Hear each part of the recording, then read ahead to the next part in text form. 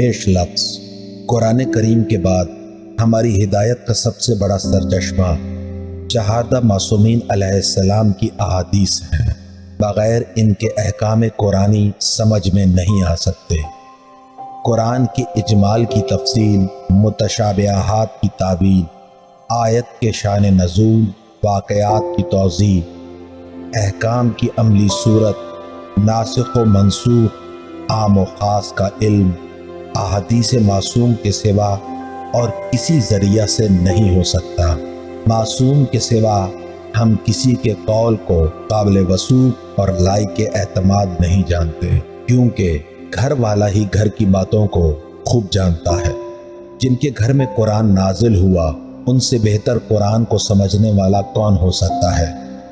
سوائے معصومین علیہ السلام کے دوسرے کے بیان کو وثوق کے ساتھ کیسے مانا جا سکتا ہے؟ صرف قرآن ہماری ہدایت کے لیے کافی نہیں، کیونکہ وہ صامت ہے۔ کسی آیت کے غلط مفہوم سمجھنے والے کو وہ ٹوک نہیں سکتا، اس کے عمل کی اصلاح نہیں کر سکتا۔ اس لیے پیغمبر صلی اللہ علیہ وآلہ وسلم نے قرآن کے ساتھ ایک معصوم گروہ کو کیا ہے، جس کا نام اہل بیت و عطرت ہے۔ حدیث ثقلین اس پر شاہد ہے، لہذا معلوم ہوا کہ ہر زمانہ میں ایک معصوم ذات جو مکتب من لدن کی سند یافتہ ہو اور جس نے دنیا کے کسی مدرسہ میں تعلیم حاصل نہ کی ہو، سہو و نسیان سے مبرہ ہو، قرآن کے ساتھ ساتھ رہے تاکہ گم کردہ راہوں کو صحیح راستہ پر لگائے اور اس کی تعلیم میں کسی وقت بھی غلطی کا امکان نہ ہو اور اس کے عمل میں نادرستی اور ناہمواری آنے واحد کے لیے بھی نہ پائی جاتی ہو، اس کا علم وہبی ہو، کسبی نہ ہو۔ صرف یہی ایک صورت ایسی ہے کہ ہر تعلیم قابل قبول ہو سکے۔ جن لوگوں نے اہل بیت کا دامن چھوڑا اور علوم الہیہ کو دوسرے دروازے سے لیا، وہ فی کل دار یوہنون کا مصداق بن کر رہے۔ اس کا یہ نتیجہ تھا کہ اسلام 73 فرقوں میں تقسیم ہو گیا، اور مزہ یہ ہے کہ ہر فرقہ اپنے آپ کو قرآن ہی سے متمسک بتاتا ہے۔ ان ھذا شیء العجاب۔ اگرچہ ابنائے روزگار کی بدتمیزی، تعصب کیشی اور اسلام دشمنی نے ہمارے ائمہ علیہ السلام کو علوم دینیہ کے نشر کا اور آیات قرآنی کا صحیح تفسیر بیان کرنے کا موقع نہ دیا، اور ان میں سے اکثر کو قید و بند کی تکالیف میں مبتلا رکھا۔ مال و دولت کے پرستاروں اور سلطنت کے ہوا خواہوں کو ان کی مخالفت پر ابھارا اور ان کے وقار کو کم کرنے کے لیے کوئی دقیقہ اٹھا نہ رکھا، اور تاہم ان کی ہدایت کی روشنی لوگوں تک نہ پہنچنے دی۔ خدا کے یہ برگزیدہ بندے کسی حالت میں بھی اپنے فرض سے غافل نہ رہے۔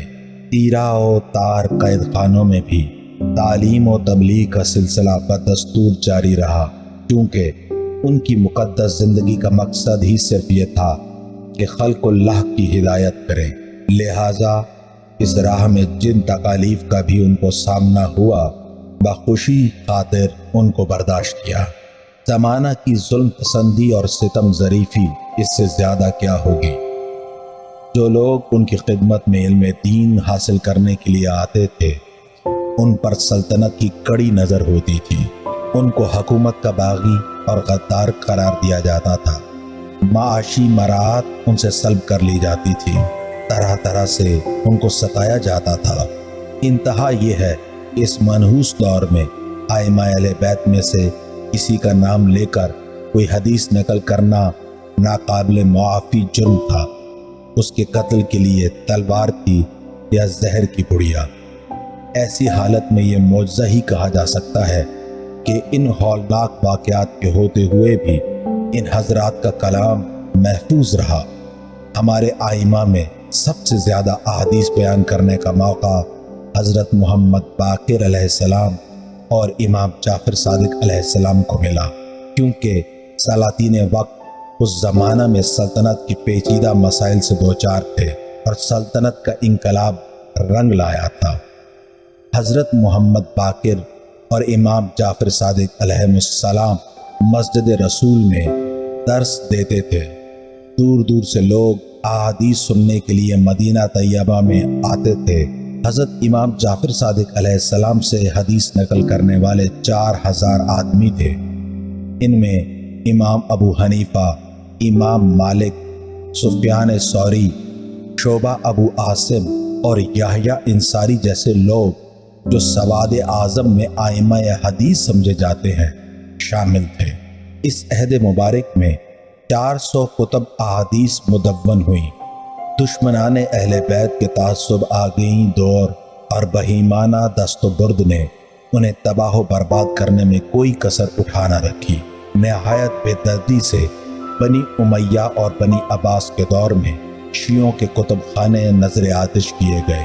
یہی وہ احادیث کا ناپید و کنار سمندر تھا جس سے آج تک کتب عربہ احادیث کا چمنستان تر و تازہ ہے، یعنی کافی، استبصار، من لا یحضر الفقیہ اور تہذیب الاحکام سے شبستان ایمان و عرفان ادب اور ایوان فقہ اہل بیت میں ضیاء باری ہے۔